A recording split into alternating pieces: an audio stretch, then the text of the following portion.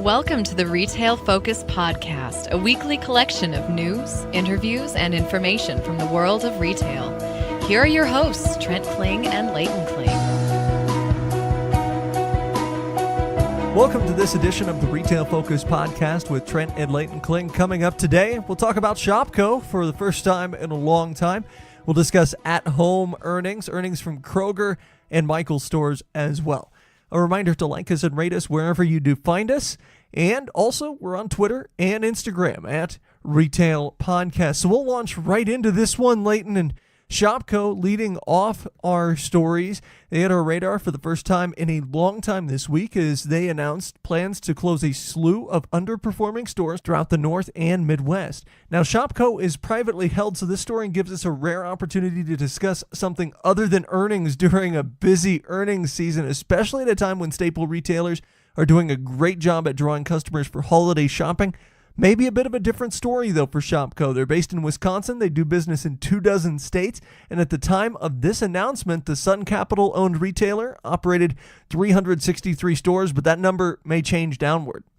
Yeah, it's going to change downward and by double digits, as you mentioned. But Shopko has been through it all over the last few decades. This is a company we haven't talked about a whole lot, but this is actually a favorite of ours as they have expanded and then contracted repeatedly over the last couple of decades.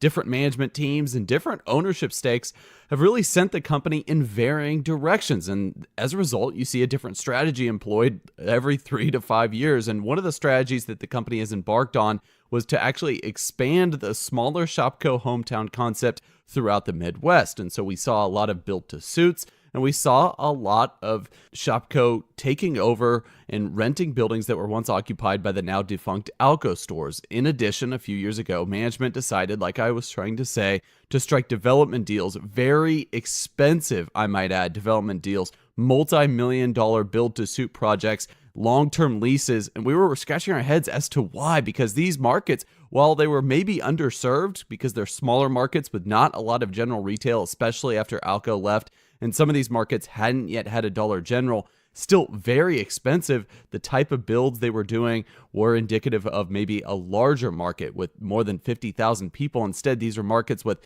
less than 5,000 people. Fast forward a couple years, and even with smaller Dollar General stores having taken hold in a multitude of rural markets in the Midwest, Dollar General is still expanding by the hundreds, whereas Shopko, not so much. They operate, again, in some of the same regions throughout the Midwest. They have just not seen a lot of success. And I think a lot of that has to do with, and we'll get into the details here, how they operate on a store-by-store basis. Dollar General, by the way, while not always having the same variety of soft goods as maybe Shopko Hometown, has kept prices low and invested in those prices. And, by the way, they have more consumables over the last couple of years, a strategy they have not been shy about to their shareholders. They say that food is a number one expansion point for their business. This has helped to grow an average basket size for Dollar General and, by the way, Family Dollar as well. And while we do not see sales comps for Shopko, because they are privately held, their larger hometown stores have reportedly had a hard time in terms of unit profitability. So just like any other retailer, they look at profitability on a per unit basis. Between rent, utilities, and other related costs along their thinly sliced supply lines, it's created an environment of higher price points, especially when compared to Dollar General or Family Dollar, who have much better buying power. And that's why their cost of goods is where it's at, because they have thousands of stores throughout the United States, whereas Shopko, like we said, only has a few hundred. However, at the same time, their lease rates in rural areas are well beneath market averages, again, in some of the areas they operate in, since they are often the only retailer that would move into such locations that have been long-standing with over 18,000 square feet. Even at these reduced rates, though, it seems they struggle to maintain profitability. So some of these locations may be only spending $40,000 a year in lease, yet are only breaking even. So that is an inherent problem to Shopko, and that really tells you why they are closing some stores down. According to DebtWire, Shopko asked some more prominent vendors for discounts over the last few months on some merchandise. And this is actually going to tie into some other retailers we're talking about. But Shopko, let's just put it bluntly, does not have the buying power of some larger staple retailers that are able to leverage the more prominent suppliers throughout the United States. It's unclear if they were looking to pass these savings on or simply get a better gross margin to keep the lights on and address the other increasing expenses they have going on. We did note on an episode much earlier in the year that a series of softline vendors got a letter from Shopko pretty much demanding a reduction in the price of goods. Our background focus on the hometown banner is intentional, as the retailer's latest closing announcement includes the hometown banner in all but one of its 39 planned locations. Again, 39 locations planned to be closed. At this point, the hometown banner does make up the majority of their stores after a series of closings for their larger square foot stores in markets such as Omaha over the last few years. Now, the company has not filed for bankruptcy, which leads us to an important question of the one-time closing-related costs. And since they're not benefiting for normal bankruptcy protections, chances are good that they're going to have to pay off lease balances or settle with landlords as they exit agreements prematurely. And we would like to think the timing was opportune and lined up with a significant portion of lease renewals. But with 39 total locations closing, this is unlikely that all the leases lined up for this exact period of time. And this is something that Leighton and I have kind of known had been in the pipeline. We had some information from those in the know kind of regarding their real estate holdings and thinking that they may not renew leases in certain places or may let the leases expire in other locations. Now we're seeing that come to fruition, maybe a bit earlier though than we thought. Even though the company is following the guidance of outside counsel here, we have to question basically where the company goes from here. Shutting down locations that are underperforming. Look, that's a normal piece of business for a retailer, especially one that's struggling a little bit on the bottom line, but they have to address at some point the larger issue that is inherent to their business. And to us, as much as we may like the name of the retailer, in terms of operationally, we don't see a clear path for financial redemption here. A few things need to take place to increase average basket, including a better product assortment. Oftentimes, we talk about more capital investments into the actual stores. Even though many of these hometown stores are basically the only game in town, they're starting to leech market share away to the Dollar Generals and Family Dollars of the world who are making those capital investments to the stores. To Leighton's point earlier, those stores are making more investments towards food and perishables and other items.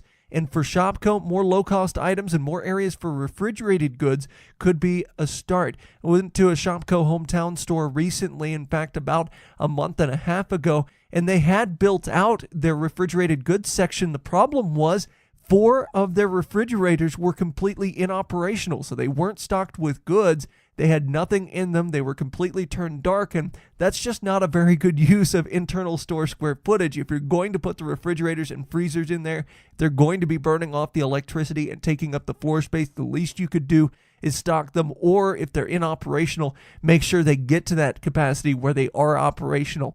Even though, you might be a little bit slim in terms of the amount of money you have to spend. Look, Sun Capital, a large company, they've got a lot of money there. And in order sometimes to make a retailer successful or to get a rebound at a retailer, you've got to put in money. Look at what Macy's has done with their recent turnaround, if you can call it that, and their return to respectability in the retail space. Now, the reason Shopko may have to focus more on their selection is that overall customer traffic in many of their remaining hometown locations, it's going to be capped. A lot of these locations are in towns of 2,000-3,000 people in some cases, surrounding areas of only about 10,000 people, and in smaller markets where there's only a couple of general merchandise retailers, usually Dollar General, Family Dollar, the other two, you can only gain so much market share. Basically, you're just depending on people being born or people moving to that town in order to gain market share. And in fact, a lot of your market share is going to be predicated on which side of town the store is in. So if you're in a population center of the town that's kind of away from the Dollar General, you may have a benefit. In the case of the hometown store I went to, literally right across the street from a Dollar General. So in that case, they can't benefit from which side of town the store resides in. And you've got to differentiate yourself using other mechanisms. Now, from what details we have, the restructuring is looking at how best to boost margins for their existing business long term, not how to grow and get better as an organization in the 21st century. This is something that Sears focused on ad nauseum, was the fact that they wanted better margins overall rather than growth and improvement overall as an organization. And this is one of the reasons why the Shopko announcement is concerning for us, in that they do have the benefit of serving a particular underserved subsegment of the United States, in a segment of the United States that, to be honest with you, is a little bit immune, not completely immune, but a little bit immune from that e-commerce coverage, in part because you look at Amazon's next day shipping or 2-day shipping. Well, if you live in a small town in what others would classify as kind of the middle of nowhere, a lot of times that 2-day shipping turns into 5-day shipping. And I hear that from a lot of our listeners that live in rural areas that say, hey, look, 2-day shipping is great through Walmart, Target, Amazon, but it's simply not realistic for a lot of rural areas in the United States. And they're kind of an afterthought compared to some of the larger cities. So doing business for Shopko in towns that are often left out of those 2-day shipping guarantees is a benefit for Shopko. The problem is we don't see a necessary path to profitability for them if they don't reinvest in their organization, if they're just focused on cost cutting. And one thing we do see, Leighton, is evidence of how this can work in smaller to mid-sized markets and auto parts retailers, where AutoZone has noted growing pains in themselves in trying to serve loosely populated areas of the Midwest. Oftentimes, they're content to open up those brick and mortar stores in these smaller towns because they know it gives them advantage over their competitors. That's something that Shopko has because they already have that brick and mortar advantage in a lot of rural Midwest and northern towns. But in this case, we're just not seeing it bear fruit for whatever reason. You've done a good job in laying out how Shopko should go forward, or at least think in terms of the long-term investment horizon. So they're going to have to remain sustainable, at least for the remaining locations. And there are different ways, to your point, as to how to accomplish this sustainability. If Shopko could somehow partner with someone in the e-commerce space or grow with current digital ambitions, they could be local hubs for merchandise pickup or online returns in these small local areas. Think about that. There's no general merchandise area in these rural communities that offer this sort of shipping hub. So think about what Kohl's has been doing with Amazon in that partnership. Why could they not do the same sort of thing? This could drive traffic and this could drive basket size. Something, to your earlier point, Trent, is extremely hard to accomplish when your population in that rural area is fairly stagnant. Recent studies have shown that rural customers often still shy away from digital orders because of the concern of sending damaged or defective items back more easily. That's always a concern, especially in these smaller communities.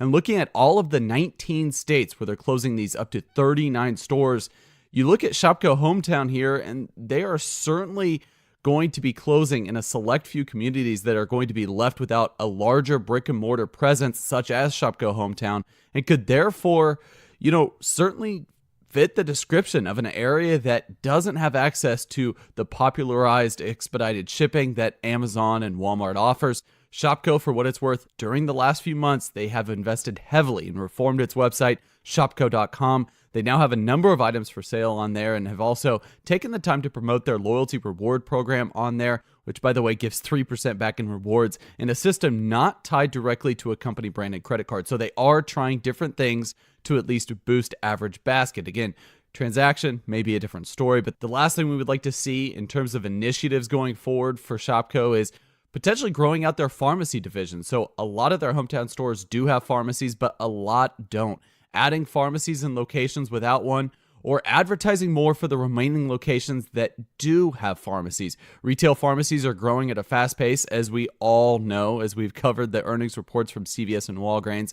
And the momentum is strong for the coming years. If you look at all of the data coming in saying that retail pharmacy sales are going to be exploding between now and 2030, I think those numbers are fairly accurate. Shopko Hometown most likely doesn't carry the same profitability as maybe the larger retail pharmacy divisions like CVS or Walgreens, but they can gain that market share in the areas in which they do business. And so really, in our opinion, they have no excuse to not keep or grow the markets where they have no meaningful competition coming in, no regional pharmacy players in that space. And by the way, we do have to talk about the dates. We said 39 closings, all of them All of these affected stores are going to close by the end of February, so fairly soon. This was in a report from Michelle Hansen, Shopko's manager of public relations. And as far as employees are concerned, they are offering transfers for employees that are close to other Shopko locations. However, again, many of these locations are in rural markets, so it's going to be hard for those employees, theoretically, to travel 30 plus miles to the next location. But for those employees that aren't going to be able to transfer to other locations for work, severance packages are going to be offered. And while this is yet another expense that most bankrupt retailers can avoid, they don't often have to pay out severance packages, although you have seen that a little bit with Sears here and there. Shopko is doing the right thing by providing something in the short term for its displaced workforce. And because of the different store footprints, by the way, there are a wider range of employees that are being affected per location, between 10 and 25 per location, both a mix of part-time and full-time workers. Well, let's move on to a different retailer now in At Home, their home goods retailer that we once thought might be in trouble since their IPO, but they released earnings for their fiscal 2019 third quarter this week, and the retailer has done far better in the last few quarters than we would have ever anticipated, and a lot of other analysts would have ever anticipated. Now, we talked about a small format extension with Shopko that may still be too big in terms of square footage for your own good, and here we have the retailer At Home, who is known to take over buildings well over 80,000 square feet, about the size, in fact, of a full-line Shopko in size, despite having extremely limited product categories. In fact, there's an At Home near me that's well over 100,000 square feet in terms of size. And while seasonal is a huge part of an ever-evolving e-commerce space, as well as furniture and home goods, At Home's business has really taken advantage of their use of displays during the last few months of the year. Often they devote massive areas to the sales floor for Halloween decorations, an area that served as a huge opportunity for those interested to dabble a little bit more this year. We'll talk about that in regards to Michaels and the benefit Michaels saw later on in the show. Let's get to the numbers. The company was once again profitable with 18 cents per diluted share coming in. This was a 3 cents beat versus Zach's consensus investment estimate. This nearly tripled what they brought in last year, backing management's growing track record. Now, they beat on earnings per share last quarter too, by the way, after, again, struggling not too long ago in terms of analyst beat and trying to beat analyst numbers. The home furnishings merchandiser brought in total sales of $267 million, coming in $55 million higher than last year's third quarter. Halloween, but also early Christmas sales helped seasonal areas of the store. Now, same-store sales increased a very healthy 5.2%, with this being their 19th straight quarter of positive comps. A modest beat on the top line, but nevertheless, they have managed to beat average Wall Street figures over the last 4 quarters now, indicating strong consumer sentiment and the low to mid-single-digit increases in discretionary income that we've seen tracking as of late. Now, as a reminder, those who come out with the data have been saying that year-over-year increases in customer discretionary funds will most often trickle down to the tune of 70 to 80% to retail, especially during this time of year. Retail trade as a percentage of GDP has fluctuated only a little in the last couple of years, coming in between 5.5 to 5.6% of total GDP. Now, shares of At Home, ticker HOME, HOME, fell over 14% on Thursday despite the strong financial report. You might be asking why. Well, a single-digit loss could be chalked up to a bad market day or a slight misunderstanding. A double-digit move here, especially in a day when markets were relatively even on Thursday, usually indicates something much worse, Leighton. Yeah, whether it's sandbagging or not, At Home was rather hesitant to be boastful about the upcoming fourth quarter. Really had us really scratching our heads because over the last few quarters, like we just noted, strong financial results from this company that is really a growth company, a growth story that we just did not see coming. In fact, a lot of analysts that talk retail were saying that they didn't even know why At Home would have an IPO in the first place. Yes, despite sales at their competitors being at all-time highs, management seemed a little insecure, but nevertheless, we have to look in as to why management was a little hesitant about being bullish on the upcoming fourth quarter. We look at their competitors, and their competitors have been doing very, very well, and while their competitors, maybe you could say they aren't hyper-focused on the home goods arena, still, revenues at all-time highs in a number of outlets. You think of Ross and TJ Maxx, they sell home goods too, just on a much smaller scale. Target, mentioning home goods being a very good category for them over the last few months. Management seemed a little insecure, however, and this has to do with scale. At Home management talking about the upfront cost of doing business, namely transportation and tariff pressure. So you think of a retailer like Target, like I just mentioned, or Walmart, massive scale, massive buying ability for their supply chain, but also if the cost of fuel goes up, they can really tuck their tail between their legs and continue onward. They don't really have a short-term deviation from their plan because of short-term fuel pressures. Also, port delays. They were saying that their merchandise is getting delayed to their distribution centers because of certain delays at the port, something we have only talked about once in the recent past, or actually over 2 years ago too, when some retailers had talked about delays related to dock worker strikes. A lot of people wanting more money who work on the docks, but right now it's related to congestion. A lot of merchandise coming in on these ports, and it's affecting At Home's business and their business model going forward. But what was most interesting about this most recent pullback, or this immediate pullback in the stock price, was the issues that management has talked about here is pretty much everything analysts were already privy to. So at least one could assume these types of things were going to affect their business. Maybe not port delays, but transportation costs. These transportation costs are inherent to the business model of At Home, and this is something we've seen over the last couple of quarters with other retailers. So for analysts to scratch their heads and not expect this, that's a little bit interesting for us. And for one, At Home does significant buying for product manufactured in China. So if we're talking about port delays, a lot of people could see that coming. And for two, their growing store count is making forays into new territories, new states altogether. They do business in over 30 states now, making transportation routes inherently inefficient. Because if you think about the number of distribution centers they have, the current stores that they already operate in, well, they're actually straying away from that. So these are going to be longer routes. And guess what? If fuel prices go up, it's going to be much more expensive to run their day-to-day business. And so think about those two things. And then you go back into the business and you say, well, you know what? That makes a lot of sense. That's actually something that we could actually see happening. And it's not like these costs are getting out of control. Management is just saying, listen, this is what to expect for the fourth quarter. They're doing the right thing by telling analysts and the shareholders on the call that these are the worries that they have going forward. Not that the business is crashing and going to zero anytime soon. And I speak of their new stores and how they're entering into new territories altogether. The company had 29 net new stores during the quarter. This increase has definitely helped those robust top-line increases. But again, it comes at a particular cost. And for us, this expansion does seem sustainable, though. The fact that the third quarter was plenty strong in the face of the aforementioned cost pressures proves that management's internal guidance was more or less dead on. And from their earnings conference call to analysts, they said that new store productivity was, and I quote, exceptional. So those new stores, even though they're far away and it's expensive for their trucks to get to, still doing very well from the top line perspective. And gross margins went up, by the way,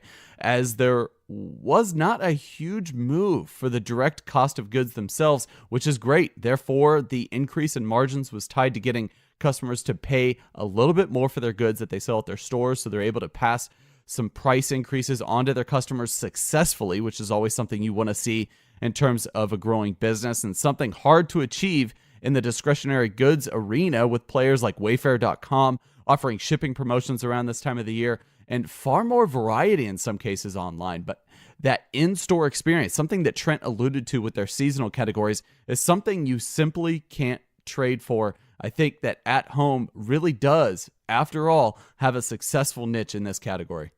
So we noted the year-over-year store count growth, but failed to say that it is representative of over 20% more stores at the company. So we're talking about a company with relatively few existing stores. So the company growing their absolute size of sales floor space at a truly astounding rate. They now have 173 stores in a whopping 36 states. So you talk about a spread out young retailer. It's really what we're looking at here, really giving the Container Store a run for their money in this category, as they have over 90 much smaller stores for the Container Store, but just as spread out. Of course, it's not apples to apples, as the Container Store has been focused on their so-called stores of the future, where prototypes are centered more on closet and organizational experts, sometimes lesser square footage there. Anyway, regardless, we do have to give credit where credit is due, as At Home has maintained a relatively strong operating margin in the face of rapid expansion and paying those expensive overtime wages to the workers helping in the effort. At the end of the quarter, they had over 25% more in inventory.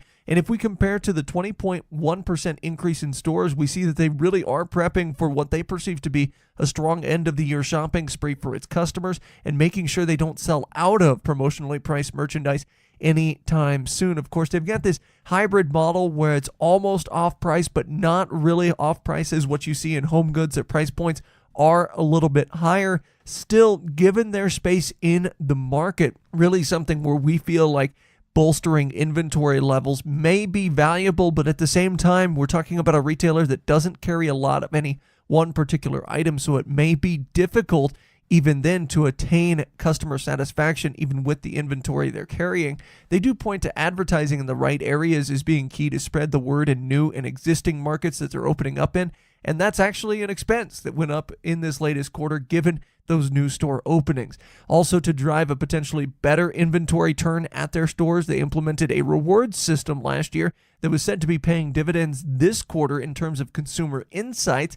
Didn't really mention it in terms of boosting the sales, but they're talking about at least the data that they're churning out from it. They label this program, by the way, as Insider Perks, and that enrollment continues to exceed management's expectations. Now sits at 3.5 million members as they have more functionality with the program, such as digital receipts and real-time in-store feedback as well. Now, despite certain statements during the call about costs going into the fourth quarter, they did reiterate guidance for revenue, profit, and adjusted earnings expansion. So that brings us back to the shares as they fell another 14% in trading on Friday. This left shares of the company at $20.41 by week's close. And again, while we didn't think the earnings call was necessarily stellar, we did wonder as to why there were these couple of double-digit shed-offs there. Now, granted, trading on Friday was light anyway, as there was a larger market sell-off. We'll talk about that when we get to Kroger and Michaels as well and how that affected their share prices. But shares of At Home year-to-date are off about 35%. They saw highs over $40 in July. Those were all-time highs for the company since their IPO in summer of 2016 when shares hovered in the mid-teens. And as we do now with a number of retailers, we always like to compare market valuation with that of the struggling JCPenney. So At Home's market cap, even after an extremely rough week in trading, even though they have fewer than 200 stores, is just over $1 billion. JCPenney, you ask? Well, $423 million in market capitalization. Coming up after the music, we'll get to earnings reports from Kroger and Michaels, but we're going to go beyond the numbers because we're interested in the initiatives that Kroger and Michaels will be rolling out to stores over the next few quarters to keep an eye on. And of course, we'll talk food inflation, the ever-present topic of food inflation when it comes to Kroger.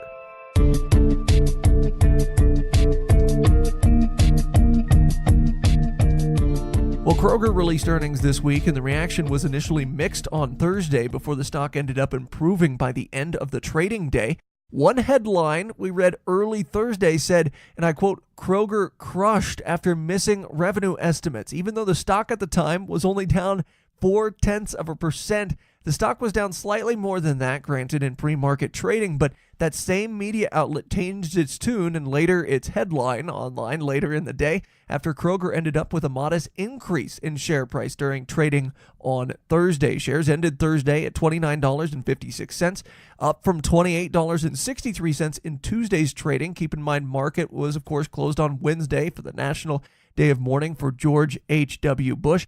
They ended the week at $29.17, so down a little bit from Thursday after a day of larger market sell-offs on Friday where all three indices took a pretty big hit. But we were, of course, aside from being interested in the financials, which we're always interested in, we're more interested in the trends noted on the earnings call. Among the things we were watching carefully for were margin discussion, updates surrounding food inflation, and of course, their use rates for digital channels. Kroger had an extremely transparent earnings call, answered all analyst questions as completely as they could given the data that they had. And so we'll get to that later, but first, Leighton's got the actual earnings portion. Definitely a breath of fresh air if you ever have a second to actually listen to the entirety of the earnings call. Kroger management did an excellent job of going into detail through every question that was asked by analysts. But going to the numbers, perhaps the most impressive number as far as analysts were concerned was the earnings per share figure. Analysts expected earnings to fall over last year's third quarter, coming in at 43 cents per share. However, Kroger earnings rose slightly despite continually compressed margins, with their adjusted earnings per share coming in around 48 cents. Same-store sales did miss a little bit, with analysts expecting a 1.8 increase and the retailer coming in with a 1.6% increase in comps. And this, by the way, excludes fuel, which, as with most retailers who dabble in the fuel arena, they usually do. Think Costco, think Walmart. However, while we aren't impressed by this number, the same-store sales figure, it's not tremendously disappointing either, especially when you think back to the statements 5-6 quarters ago, people saying that expect to see negative comps at Kroger, the nation's largest grocer. Let's keep in mind that the retail giant, even Walmart, whose same-store sales increases were north of 3% in their latest quarter in North American sales, noted stagnation in food prices to remain highly competitive. Analyst same-store sales for Kroger didn't change notably after this, so you have to take that into consideration. And as such, when adjusted for merchandise mix and inflation, Kroger's 1.6% boost in same-store sales doesn't actually look all that bad, though we'd still like to see numbers closer to that 2% range. Basically, this is just suggestive that much of the increase is organic rather than driven by general inflation. In fact, CFO Mike Schlottman said that about 11 basis points of inflationary impact was seen from the retailer, relatively slim compared to the general merchandise areas, some that we just talked about with at home. The home goods retail industry is actually experiencing a little bit more inflation in some cases than grocery inflation. Can't believe we're saying that. For comparison, including pharmacy, the impact jumps up to 22 basis points. Schlottman mentioned that much of the deflation they saw in certain categories was essentially a product of Kroger working with suppliers to keep costs down. Once again, a theme that's starting to occur in this podcast, the economies of scale for both Kroger and Walmart. These are benefits that are inherent now to their business model because of just the sheer scale that they have in terms of being able to really bully suppliers around. But what about those trends we were looking at? Trent mentioned that we're going to dive a little bit deeper into this Kroger story. In terms of margins, CEO Rodney McMullen chose to focus largely on new initiatives that may actually boost margins long term. In particular, he noted within 2 minutes of the call starting that their 8451 partnership, and more specifically, their Kroger precision marketing efforts underneath this partnership, is seeing a 150% year-to-date increase in revenue. He and the rest of the leadership team were bullish in framing this as an opportunity to grow margins away from their standard business of selling groceries to the common consumer. McMullen said that they are effectively moving from a traditional retail model to, and I quote, a growth company model with new initiatives. And he said gross margins from alternative revenue streams is significantly higher than their core business, again, of selling groceries and consumer goods. The advertising mechanisms they trumpet take place both online and in brick and mortar locations for many of the same brands that they actually sell. Their online advertising boasts click-to-conversion rates 2 to 3 times better than the industry standard. Again, this is according to their CEO. Kroger Personal Finance, a division that is fairly new, has also borne out margins above that which is normally seen in the grocery portion of their business. So Trent, a lot going on with this business, but we do have to shift gears and talk about what they do business in terms of what brings in the most top-line revenue day to day for them. So yeah, a lot of talk on this earnings call about margins coming from the non-grocery part of their business, but what about margins on their traditional product? Well, higher margins on fuel help to offset margin stagnation on food. However, they feel as though they've at least gotten a little bit of a hold on shrink, with their shrink rate alone helping to offset, again, some otherwise tepid margin growth. They were also careful to note that their margin excluding fuel was up sequentially over the second quarter, despite what they call investing in price. In other words, keeping prices low at the cost of margins in order to drive unit sales at the stores. And after fielding a question about the price investments, McMullen noted build-out of 2 new warehouses that also negatively impacted overall margins, but they feel like will help to boost those margins in the future with the new up-to-date warehouses. Warehouses, something that's a constant trend, something that it seems like we're talking about a lot with both general merchandise and food-based retailers in trying to update that technology in order to drive margins in the future. Now, on to digital sales, another thing that we mentioned we were going to be looking at the call carefully for. The grocer actually outpaced Walmart from a growth perspective. Now, not in terms of an overall movement perspective of items and overall revenue from digital channels, but digital channel sales for Kroger grew over 60% in the third quarter over last year's third quarter. More notably, their coverage area, they say, now reaches over 90% of Kroger households, which is up big time over the last couple of years. That includes both pickup and delivery. Now, this is likely to exclude some of those rural areas, the same rural areas we were talking about with Shopko. Those have smaller footprint locations. I've been to some Kroger locations that are actually right around 10,000 to 15,000 square feet in more rural areas. Dillon's and Gerb's among the divisions for Kroger most impacted by this particular phenomenon. But as they continue to roll out this program, they hope to have it to 100% of their customers, or in other words, 100% of their stores in the U.S. Now, part of this increase was bolstered by Kroger Ship, which is now available in all of their myriad divisions. So they've got a lot of different banners underneath their overall Kroger banner. We mentioned, of course, the likes of Dillon's, Gerb's, but also Ralph's on the West Coast, King Soopers, and Smith's in the Mountain West. Their goal with the digital sales here, once again, as stated in their Investor Day earlier this year and restated now in the call, is to reach 100% of their customers. But on top of that customer part, they want to eventually reach the entire U.S. population. Now, reaching 100% of their customers may simply just require some additional updates in older, smaller rural locations. Granted, we're also seeing some smaller rural locations close down as the concept kind of outgrows these rural markets. However, reaching the entire U.S. population, especially with site-to-store initiatives, would require substantial build-out of their brick-and-mortar footprint, or at least buyouts of smaller local chains, which they've kind of put on the back burner over the last couple of years with the aforementioned 8451 acquisition and the divestment of their independent fuel centers. We saw a couple of years ago, of course, the Harris Teeter acquisition as well as the Roundy's acquisition up in the northern United States. But since that point, Kroger hasn't been very bullish about buying up local chains like that. And growing areas like Northwest Arkansas, which would be a great example, are left untouched by a nearby Kroger store. And you might say, well, yeah, Walmart owns Northwest Arkansas, but you also see other grocers there like Harps, for example, that are expanding in Northwest Arkansas kind of without that Kroger influence. So just as an example, the nearest store to Springdale, Arkansas is well over an hour and a half away. And Kroger actually sold their locations in nearby Springfield, Missouri several years ago as well, leaving them without much of a Missouri presence at all. In fact, no locations in the Kansas City metro area. The nearest location would be in nearby Lawrence, Kansas, and just a few Gerb's stores in central Missouri, leaving essentially most of Missouri untouched by Kroger. Now, that's just one example. There are other large swaths of the country that are untouched by a Kroger brand. So that's what we mean by eventually, if they're going to reach the entire U.S. population with some of these site-to-store and some of the click list offerings, they're going to need to either acquire stores or expand their brick-and-mortar footprint organically.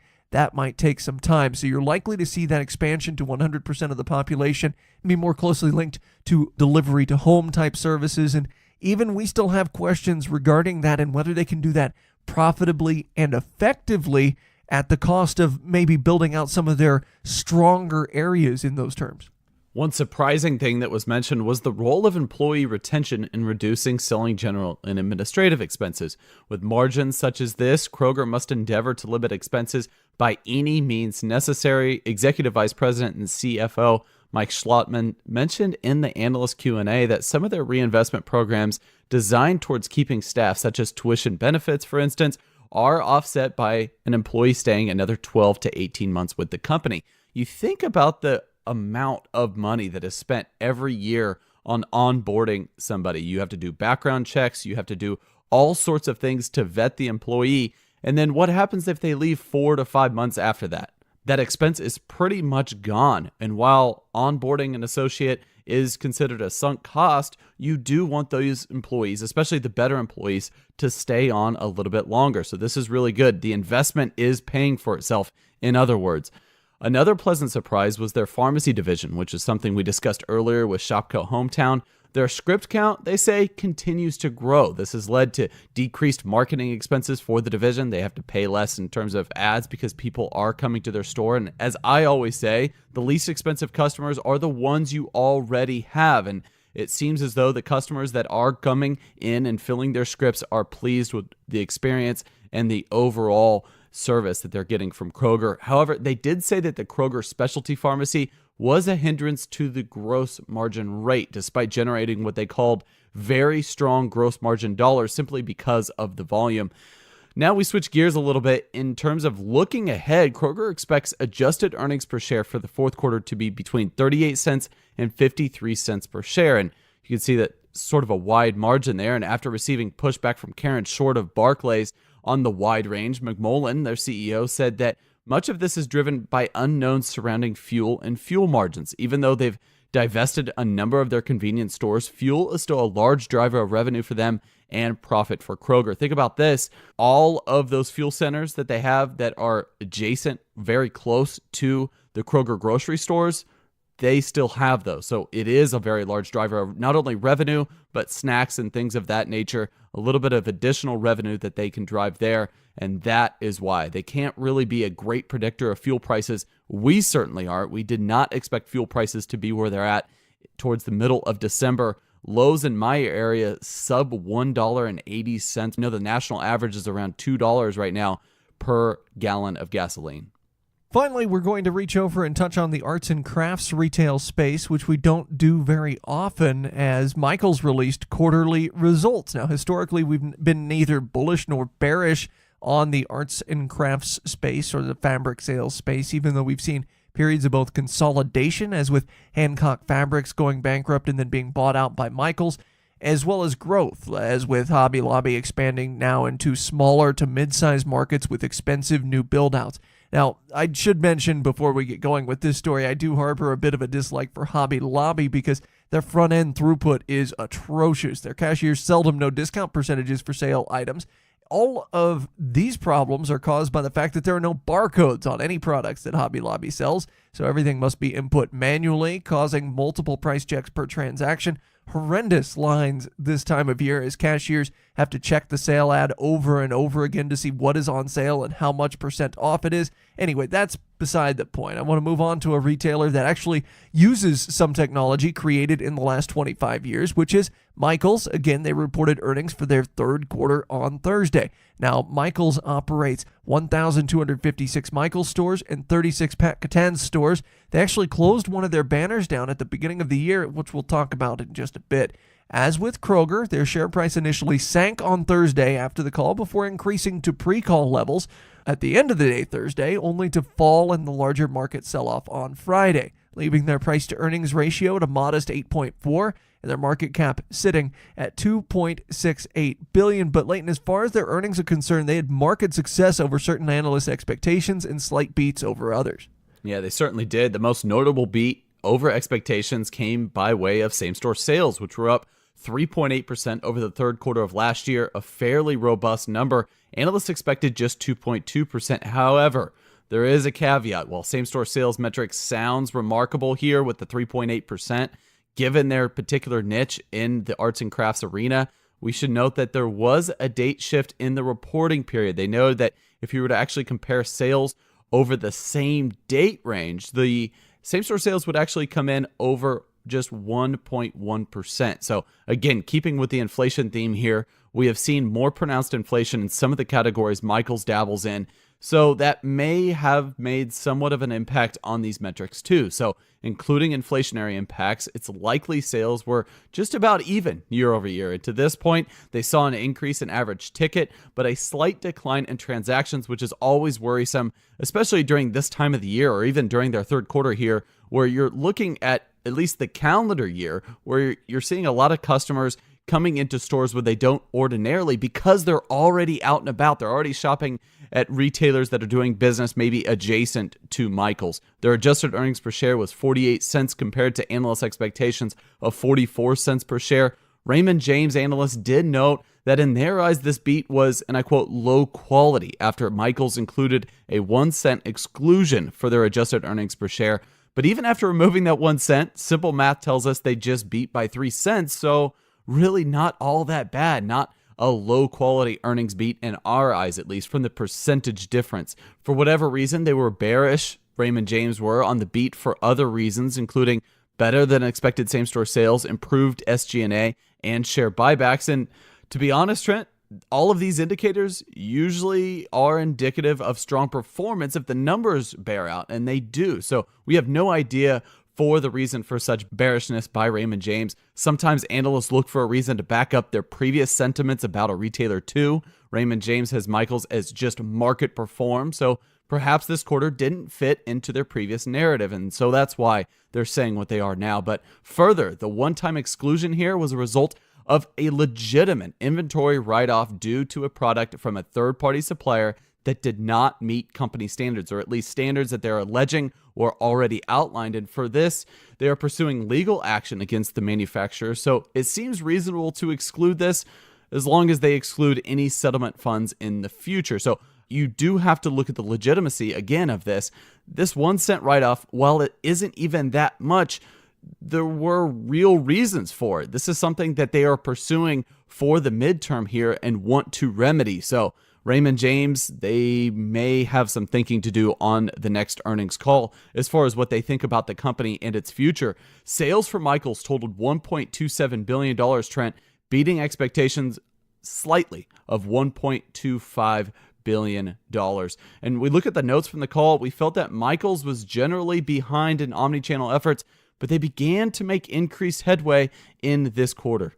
Now, buy online, pickup in store traffic was higher sequentially, as were e-commerce conversion rates. Now, we should add the caveat that buy online, pickup in store was just rolled out in the first quarter, so no surprise to see adoption increasing.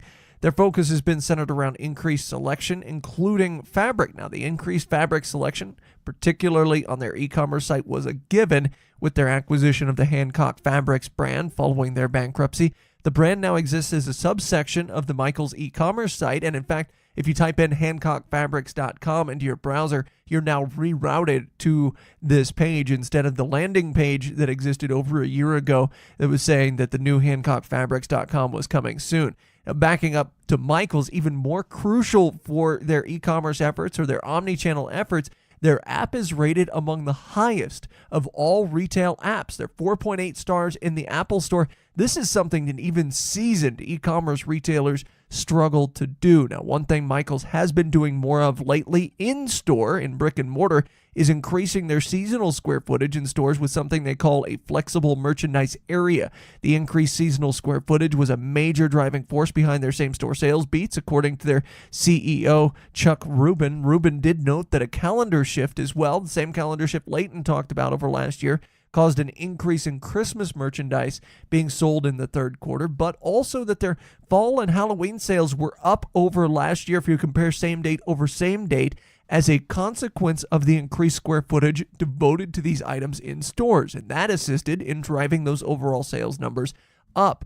Going forward, they'll be looking to increase this flexible merchandise area, or FMA, in most of their stores.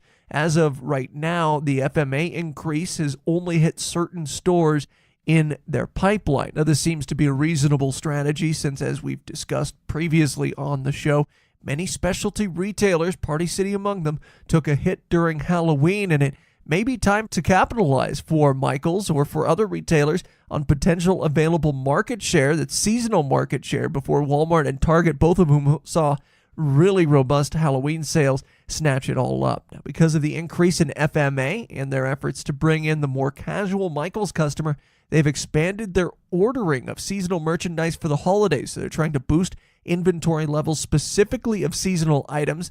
They're looking to stock more trees, so more of those Christmas trees this time of year, and are consolidating displays to make everything easier to locate for the casual customer. And I can certainly speak to the need for this. I went to a Michaels store recently to get garland in October and found it off in a remote area of the store rather than with the rest of the seasonal merchandise, which, just as someone that's been involved in retail, I found that incredibly confusing. It was kind of off in its own section rather than with the rest of the Christmas material. One thing that Michaels has also rolled out is oversized pieces in select stores. By that I mean something like a life-sized Santa's sleigh and a full-sized nutcracker that's around 6 feet, for example. And to me, this raises the question as to who would want a 6-foot-tall nutcracker.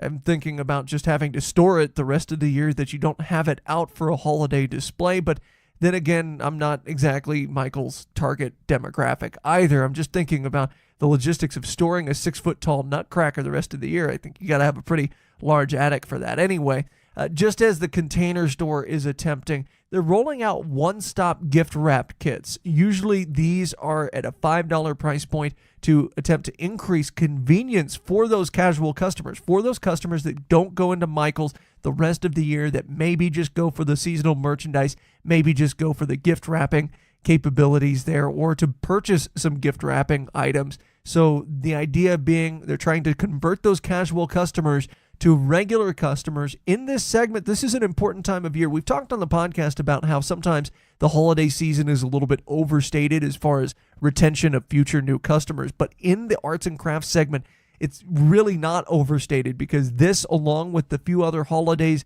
that kind of go along with these seasonal concepts, absolutely crucial for businesses like Michael's, like Hobby Lobby, like Joann, to be able to execute so that they bring back customers time after time the rest of the year, the other 12 months out of the year.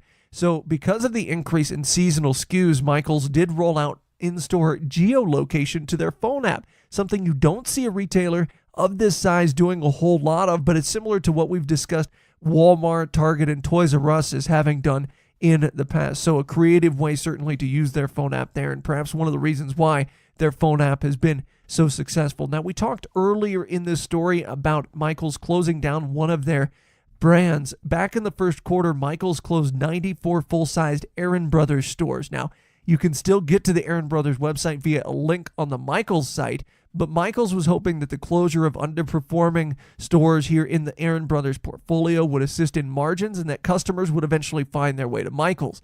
They did mention during the call that according to their data, the transference of customers was about what they thought it would be as of the third quarter. However, and more notable to us, excluding the impact of those closed stores, the company saw a revenue increase of 5%, or put another way, revenue from continuing operations jumped 5%, which is another reason why we were kind of confused as to why Raymond James and those analysts were so bearish on this call, because when you look at just the continuing operations, you cut out those stores that they closed because of underperformance, revenue did jump 5%. And, even though the same store sales numbers weren't all that great, their revenue from freshly opened stores does seem to be hitting at a fairly high level. So even if their comp store sales aren't great, their new store openings or their relocated stores seem to be doing just fine. They, as most other retailers, are experiencing a squeeze on margins due to higher transportation expense. However, this seems to be mostly tied to their shift to a dedicated carrier model, which they hope will provide better predictability in the future and streamlined costs. Additionally, they are moving to insourcing their e-commerce fulfillment, which caused $3 million in increased payroll expenses during the quarter. Speaking of which, one additional item they mentioned was their endeavor to move on from a third-party fulfillment provider. That's underway. This particular provider, Michael's blamed for failure to meet expected demands during last year's holiday season. As such, Michael's has put in place plans for an internal fulfillment center based in the Dallas-Fort Worth area. This is expected to be up and running by 2019, but you did get the impression that they were still somewhat concerned about using the third party again this holiday season. Generally speaking, we are still neither bullish nor bearish towards the retailer here. The drop in transactions is worrisome, but it does appear as though Michael's is well positioned to draw increased ticket sizes out of their current customer base. Again, their current customer is their most valuable one, particularly as app and omni-channel use improves throughout their stores. If nothing else, they appear to continue to grow via store openings with a net of 5 new stores in the third quarter. And by the way, they relocated 4 stores, nicer, cleaner stores. Overall, they have 19 additional Michael's stores versus the same time last year. So 19 stores year over year. This is a retailer that, while we don't consider a growth company, certainly is doing very well in its own space. As always, we may have a position in or against companies we discuss on the podcast. Do not invest in stocks solely on the input of the podcast hosts.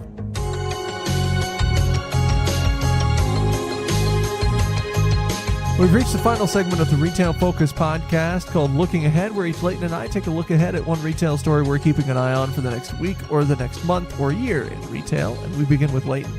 So news that broke on Thursday of this week, Sears chairman Eddie Lampert, also the chairman of ESL Investments, submitted a $4.6 billion bid or proposal as such to save Sears, which, as we know, filed bankruptcy here recently, and to purchase 500 stores or up to 500 stores. You could argue that 500 stores, Trent, may be profitable for the long term, but this is a retailer that had over several thousand stores not that long ago. This is interesting because this is my looking ahead, because this might create some tension between a lot of the creditors that have come to the table, sort of requiring different things as far as this bankruptcy process is concerned. Some of Sears creditors said they would actually rather not have Eddie Lampert even associated with the company at all going forward, and thus they rather just liquidate than take this $4.6 billion bid. So this is interesting to me because the bid isn't all in cash. ESL Investments doesn't have that cash just lying around.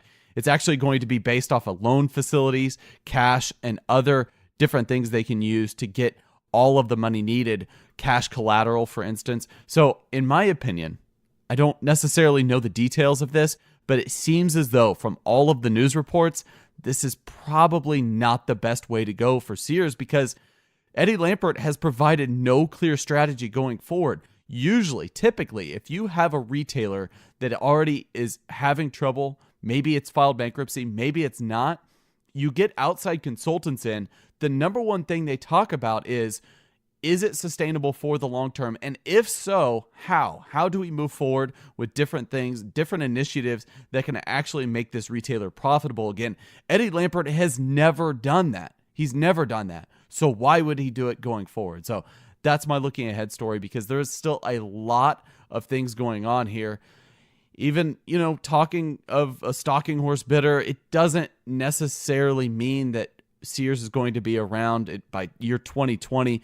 Again, this is a retailer that we would hate to see actually shut all of their doors, but really new management has to be put in place, in our opinion, or at least in my opinion, to see this company succeed in beyond 2019. Well, speaking of retail management, my looking ahead story honestly kind of makes me a little bit sad, because it was announced this last week that Amin Maredia, the CEO of Sprouts Farmers Market, will be moving on from the company. He said just wanted to try something different. Nothing wrong with the company, nothing going on. But Maredia, if you've heard us talk about Sprouts in the past, we've loved his transparency. We've loved his vision. He almost single-handedly, along with the rest of the leadership team and, of course, the entire organization at Sprouts, grew it from a fairly regional chain to something that's now not quite nationally ubiquitous, but a major competitor to Whole Foods. A lot of people would argue that they're out-competing Whole Foods in the natural food space, even though not everything they sell is 100% organic and that type of thing. But Maredia, always fantastically transparent on earnings calls, a very energetic leader. You couldn't help but get hyped about Sprouts Farmers Market when you heard him talk. And he said he'd been thinking about a transition, just moving on to something different for a little while. So really it's a matter of two looking aheads here. First, who's the next person along that's going to kind of pick up where Maredia left off there at Sprouts, continue their growth plans and their growth platform? But my second looking ahead is now Maredia becomes an extremely sought-after CEO, and you wonder which retailers are kind of looking at their current CEO and thinking about a bit of an upgrade. Now, there is a non-compete clause with someone else in the food or natural food space for a year, but I think Maredia is the type of CEO that could go in any retail business and fit pretty well. You think about other CEOs that have jumped ship, Ellison, of course, having some early growing pains there at Lowe's, but you wonder if he's not going to land at a retailer that'll now be very well positioned in the future. So we'll be keeping a close eye on both those things. Who's going to succeed him and where he ends up, because at least for my money, I think he's one of the most sought after retail CEO free agents, if you will, now that he stepped aside at Sprouts. Well, that'll do it for us here on the Retail Focus podcast. For Leighton, I'm Trent saying so long until next week. A reminder, check us out on Twitter and Instagram at Retail Podcast. We'll be back 7 days from now. This has been the Retail Focus podcast. For more, visit our website at retailfocuspodcast.com and subscribe on iTunes or Stitcher. Follow us on Twitter at Retail Podcast.